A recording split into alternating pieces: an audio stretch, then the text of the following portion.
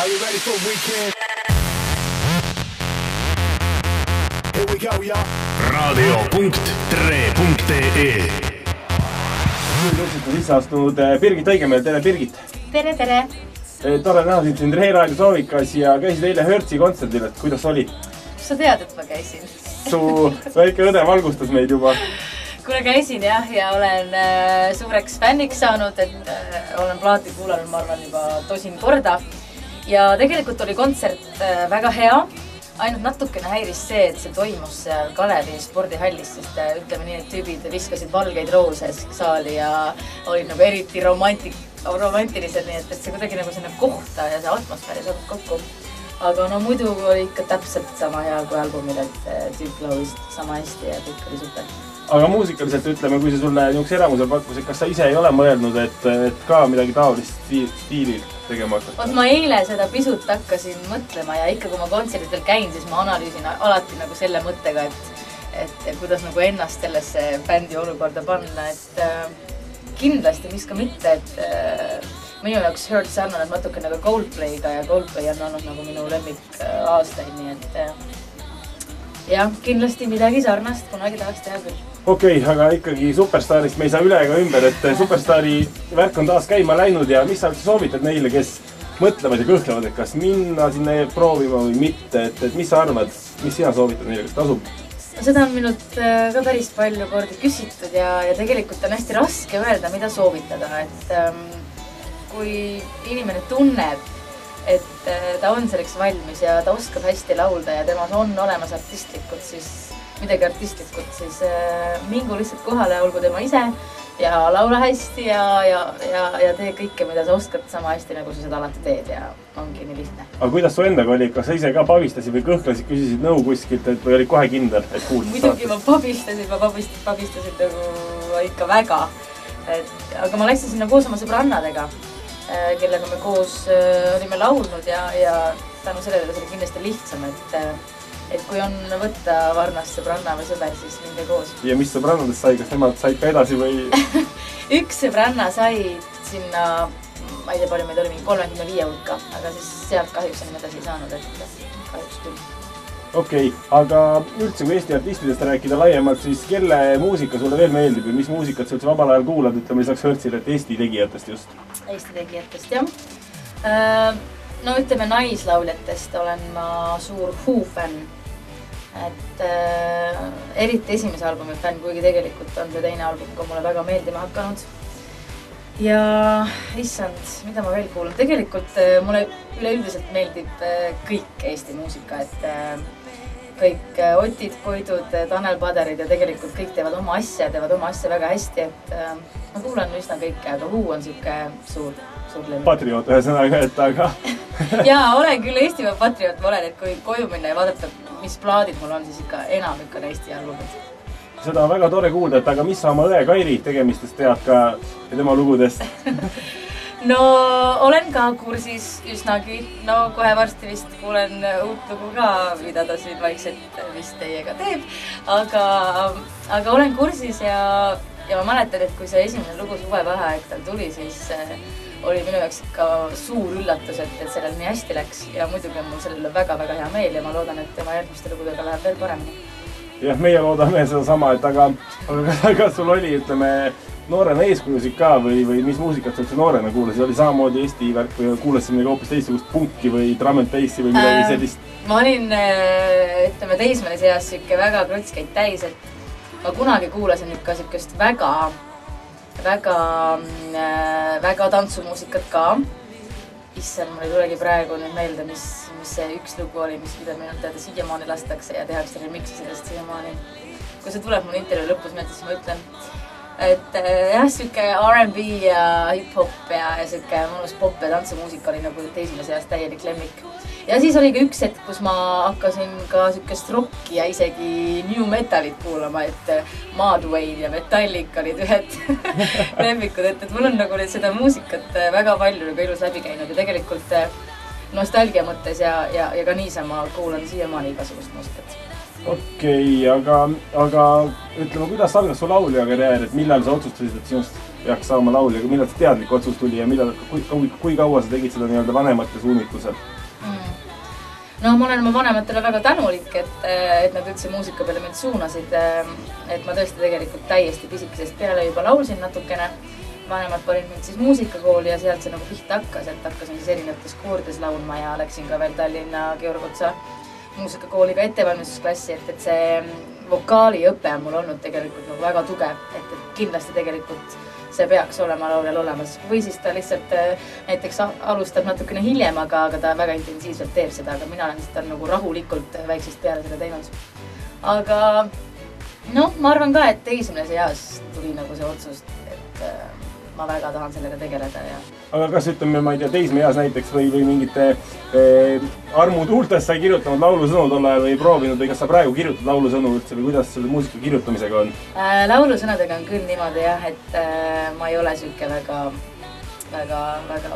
luuleline inimene, et ma olen natukene nokitsenud ja hoopis mingisugustele luuletustele viisijuppe kirjutanud, aga midagi, mida saaks avalikustada, ei ole veel tulnud, aga ma jubedalt unistan iga päev, et seda juhtuks.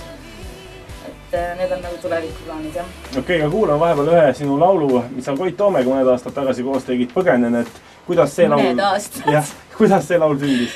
Minu teada see laul tuli eelmisel aastal. Jah, 2010 või 2009? Ma arvan, et see oli 2010. Jah, võib-olla küll, jah, aasta alguses hästi siis, jah. Tead, see laul sündis ka niimoodi, et ma...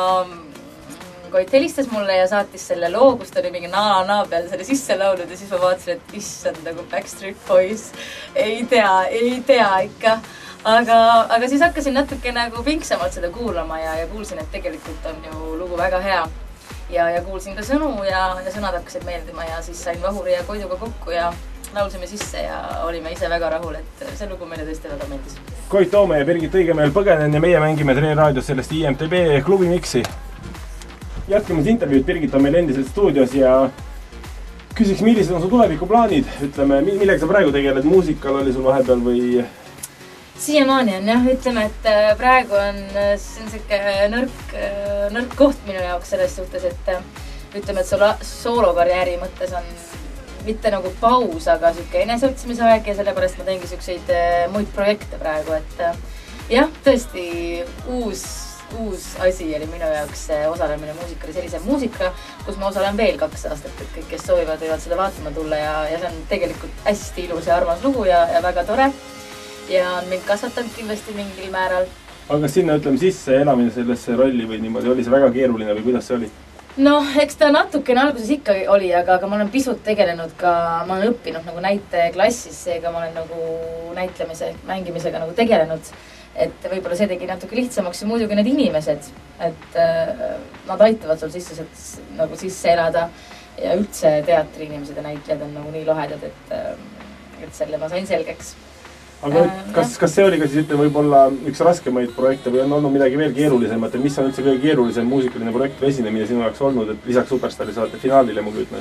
Jah, eks ütleme kõige pingelisem oli Superstaari finaal, kus ma lihtsalt tegelikult ei mäleta mitte midagi, sest et närvid olid lihtsalt täiesti laes.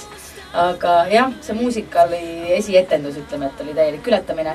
Pluss siis, ikkagi Superstaari saatega natuke seotud, kuid aasta hiljem, kui ma olin seal ära võitnud, pidin ma seal esinema. Ja see oli tookord, kui ma sealt laest alla pidin tulema ja mu hääl ei olnud üldse korras. Mul oli mingi psühholoogiline asi seal, et enese tõestamise tunne. Ja võt see oli vist siiamaani tegelikult kõige raskem esinemine, sellepärast, et esiteks mingisuguste rakenduste otsas laulmine kuskil laes ei olnud, oli küll adrenaliinipauk, aga ikkagi see oli väga raske.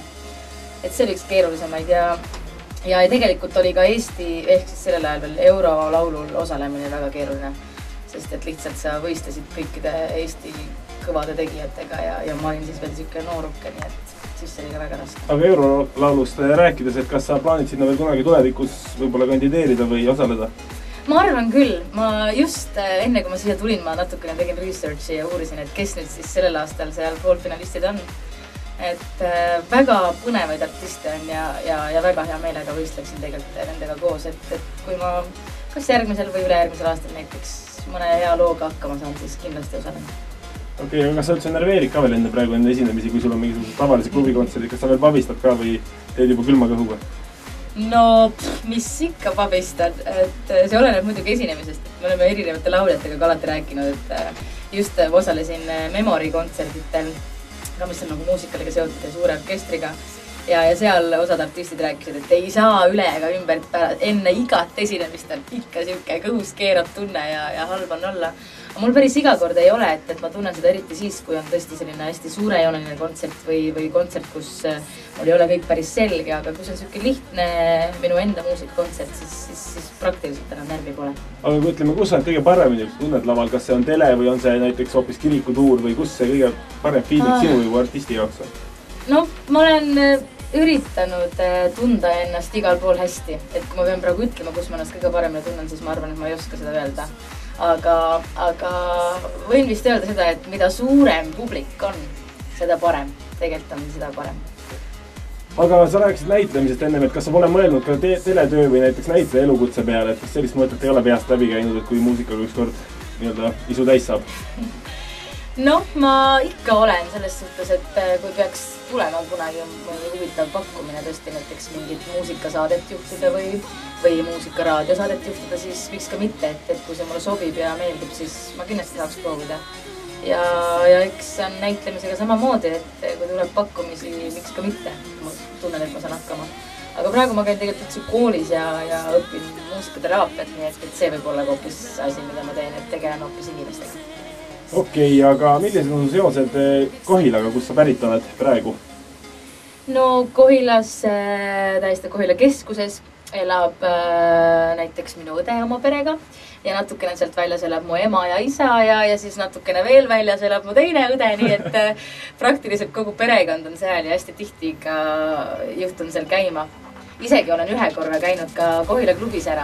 Kusjuures jõululaupäeval mulle seda häbi öelda, aga paar aastat tagasi jõululaupäeval sain käidud. Et seda poleks kindlasti keegi sinust uskunud praegu. Ei oleks.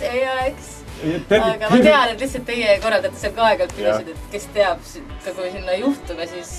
Teate, Birgit on ka seal pidutsemas käinud, jah? Aga tervitamegi siinkohal kõiki, kes meid Kohilas kuulavad, 103,2 MHz ja meie sagedus seal. Aga milline, või kas sa kujutad ette praegu, et kes, kus ja milline on Birgit Õigemeel aastal 2021, 10 aasta pärast jaanuaris? Ma olen siis 32 aastane. Ma ei tea, võib-olla on siis juba äkki mul laps näiteks. Ma olen mõelnud seda küll, et väga vanat last saada ei tahaks, sellepärast, et muidu olen 50 aastane ja laps on veel pisike, siis see ei oleks nii tore. Aga ma kindlasti loodan, et ma tegelen muusikaga edasi. Ma kindlasti teen juba midagi väga ägedat sellel ajal. Ja kindlasti tegelen ka muusikateraapiaga. Et see on ikkagi tundub mingi mõttes su kutsumus olevat? Jaa, tundub küll, jah. Okei, aitäh Birgit ja palju edu sulle su tegemistes. Jaa, aitäh. Raadio hoiab sulle pöialt. Ma teile ka. Jah, kõike head. Aitäh.